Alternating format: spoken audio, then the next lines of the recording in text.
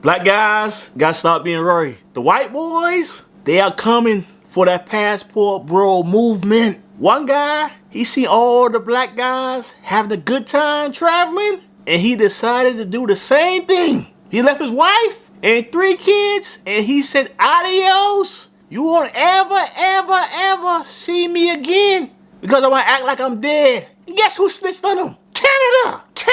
They pulled the gunner. They said that motherfucker ain't dead. Enjoy the clip, and I'm gonna come back and chop it up. Hey, it just stop. And be sure to like the damn video. It's gonna be a good one. In the search for a missing Wisconsin husband and father of 3. The family comes up with that he's drowned, and now all of a sudden they come up with he's not in the lake, he's someplace else. Investigators think Ryan Borgwardt didn't drown in this lake, but instead say he faked his own death to run off to Europe with a woman he met online. We identified that he purchased some airline coupons, that he took out a life insurance policy earlier in the year. The 45-year-old was first reported missing August 12th when he didn't come home after kayaking on this lake near his home in Wisconsin. Police finding a capsized kayak and Borgwardt's car parked nearby. Fishermen finding his fishing pole and tackle box with his wallet, keys, and license inside. An army of search and rescue volunteers began scouring the lake to bring him home. Keith Cormican, who runs an organization called Bruce's Legacy, was on the water searching for nearly a month. You know, what a waste of time that we did. We put so much time and effort into that case. Very disappointed in them. Anybody that could do that. The apparent ruse unraveling last month. Investigators became suspicious after they found out Borgwardt's name had been checked by Canadian law enforcement August 13th, the day after his disappearance. They discovered he'd gotten a new passport last January after reporting his missing, and he'd taken out a $375,000 life insurance policy. Investigators say Borgwardt had been communicating with a woman in Uzbekistan and even moved money to a foreign bank before disappearing. Authorities now pleading with him to phone home. Our whole thing is to get Ryan back with his family. He's got 3 kids, and they really miss their dad. Let's get the chopping going. They say dude has 3 kids. Nah. He only had 1 kid. The girl, the only one that looks like him. And the tall fella looks like the mother. And the other short motherfucker, that ain't his kid, man. So the girl, that's the only one that looks like him. And you got that simp talking about he is disappointed. That dude faked his own death. If dude ain't happy at home, why you want him at home? Keith Cormican, who runs an organization called Bruce's Legacy, was on the water searching for nearly a month.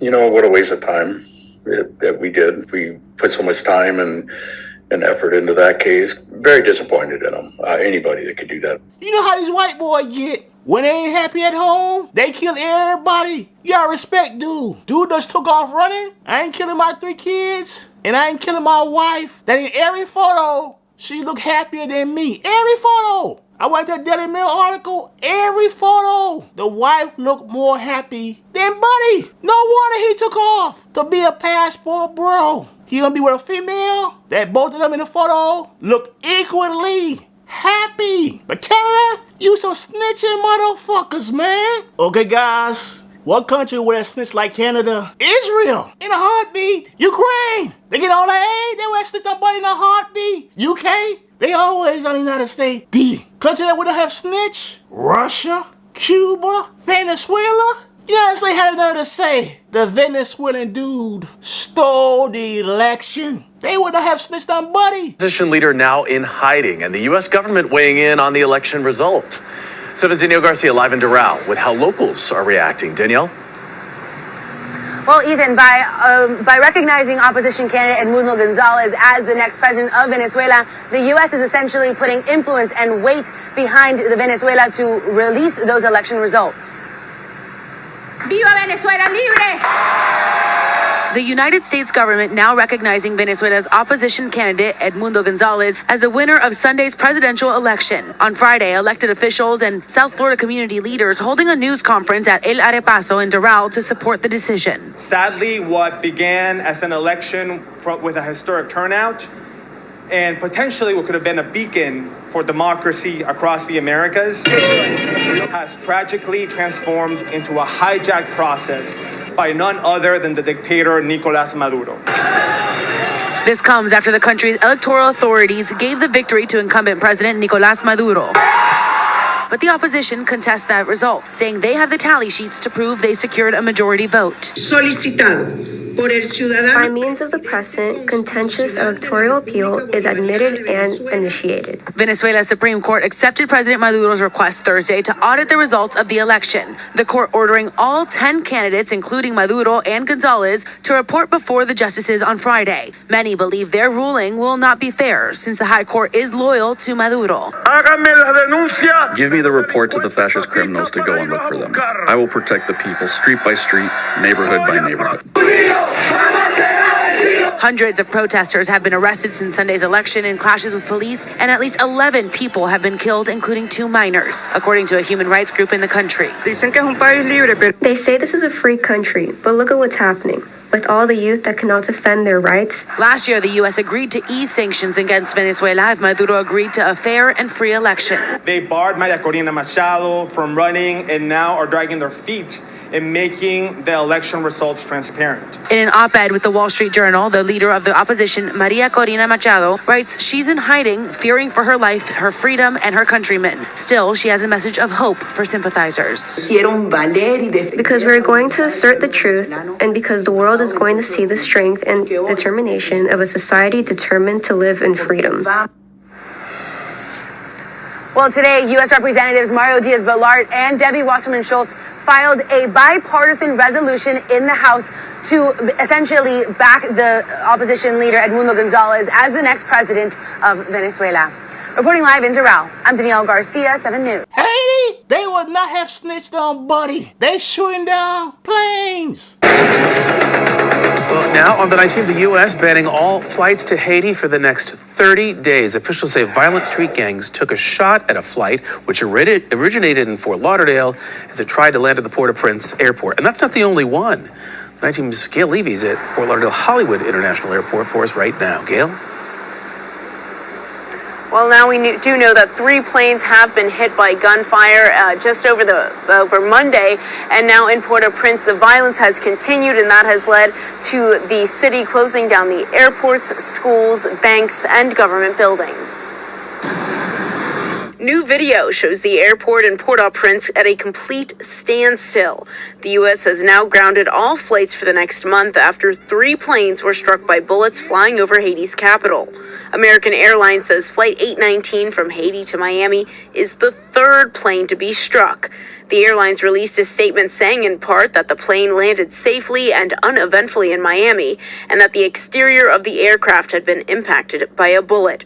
American Airlines has now suspended their service between Miami and Port-au-Prince through February 12th. Another plane, a Spirit Airlines flight, took off from Fort Lauderdale Hollywood International Airport just before 9 a.m. Monday. Flight 951 was attempting to land in Haiti when it was struck by gunfire. I was just worried about my kids. There was confusion. We didn't know exactly what was going on. But the crew was very traumatized. Kind of like if somebody had a medical cart and tipped it over. It was like... Multiple bullet holes found on the plane, piercing an area by an exit and an overhead compartment. Passengers ended up landing back in Fort Lauderdale late Monday night, explaining what happened. People were looking at each other. Cracking water, clap, clap, clap. Maybe 4, 5, 6 seconds later, when the pilot re-engaged the engine to gain more altitude, and we realized that we got shot at. As the Spirit flight was attempting to land in the island country, it was forced to veer away and make an emergency landing in the Dominican Republic. The passengers and crew stayed there for 8 hours before turning back to Fort Lauderdale. No passengers were hit, but the airline says a flight attendant suffered minor injuries. And another plane hit, this time a JetBlue flight that landed in New York. The damage was found during a post-flight inspection. These incidents come as the island nation continues to struggle with gang violence and political chaos. A new prime minister was sworn in. Alex Didier Fils-Ahmed faces an uphill battle. According to reports, 85% of the capital is controlled by gangs. political stability and needs political leadership that puts the interest of stability, the interest of humanitarian aid, the interest of a return of law and order first and foremost. And the United Nations has also suspended flights to Haiti, and that drastically reduces the amount of humanitarian aid that can get to the country that is already in crisis. For now, live at Fort Lauderdale Hollywood International Airport, Gail Levy, 7 News 19.